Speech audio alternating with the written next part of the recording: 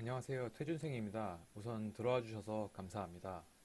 오늘은 매년 1회 시행되고 응시 자격이 없어서 응시자 수가 굉장히 많은 만큼 국민고시라 불리우는 공인중개사에 대해 말씀을 드려볼까 합니다.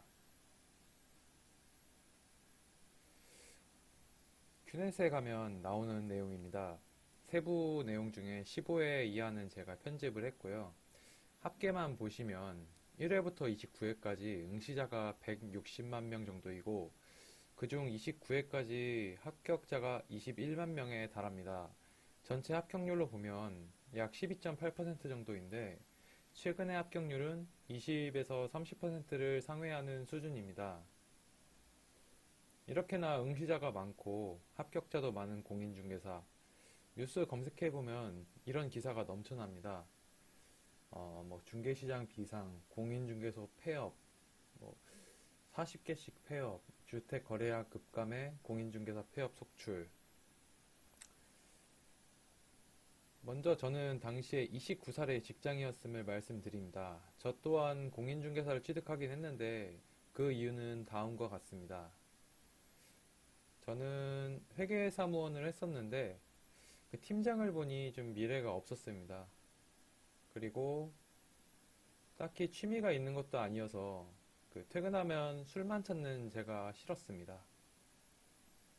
그래서 박땡땡이라는 유명한 인강 사이트에서 1, 2차 그리고 책값 모두 합쳐서 할인받은 금액 총 80만 원 정도를 써서 인강을 듣게 됐습니다.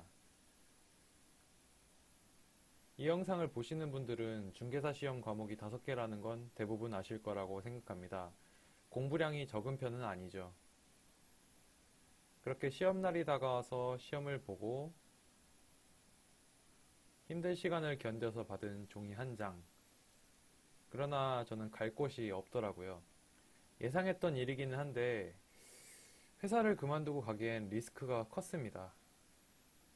한 달에 월급 175만 원, 150만 원, 월급 200만 원의 인센티브, 2,800에서 3,000 이렇게 적혀 있긴 한데 이것도 인센티브일 거란 말이죠. 그래서 저는 다시 그 회사 생활이라는 노예 생활을 선택했습니다. 제가 그냥 회사 생활을 유지하려고 생각한 것은 급여뿐만이 아니었습니다. 바로 나이 든 분들, 즉 실제 고객의 머릿속의 고정관념입니다. 저는 저 스스로를 인텔리전트한 그런 이미지일 거라 생각하지만 나이 드신 분들 눈에는 바로 이런 애송이로 보일 뿐이죠. 반대로 생각해서 저라도 저보다 20살 정도 어린 사람에게 제 돈 몇 억이 걸리는 큰 거래를 맡기고 싶진 않을 것 같습니다. 누구나 다 그렇지는 않지만 나이테가 가져오는 신중함이나 책임감을 무시할 수 없거든요.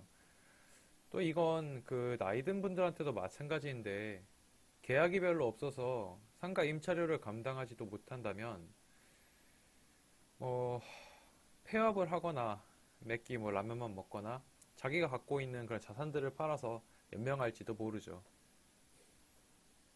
또한 저는 중개사로서 젊은 나이에 성공하려면 감정 컨트롤이 잘 되고 언변이 뛰어난 사람이어야 된다고 생각합니다.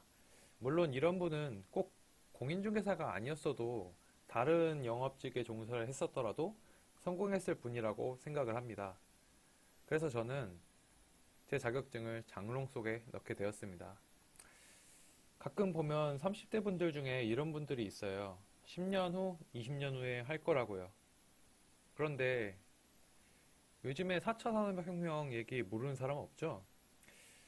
AI가 대체할 직업에서 무려 14위를 차지했습니다. 이런 세상에서 20년 후에 하겠다라고 계획을 잡는 거는 대부분의 전문직 그런 어려운 시험들 있잖아요. 그런 것들도 다 불가능할 거라고 생각이 드는데요. 이 시험은 그러니까 아무리 머리가 좋고 이렇게 빠르신 분들도 6개월은 걸린다고 봐요. 물론 더 빠르신 분들도 있겠죠. 그런데 그런 분들은 소수입니다. 1년에 한 번밖에 시험이 없어요. 떨어지면 또 다음 해를 기다려야 합니다. 예전에 저처럼 취미도 딱히 없고 집에 오면 술 먹는 거 말고는 없다 하는 분들에겐 추천합니다. 시간은 잘 가거든요. 하지만 이 시험을 준비하시기 전에 다른 필요한 부분을 먼저 생각해 보시는 게 어떨까 싶습니다. 시청해 주셔서 감사합니다.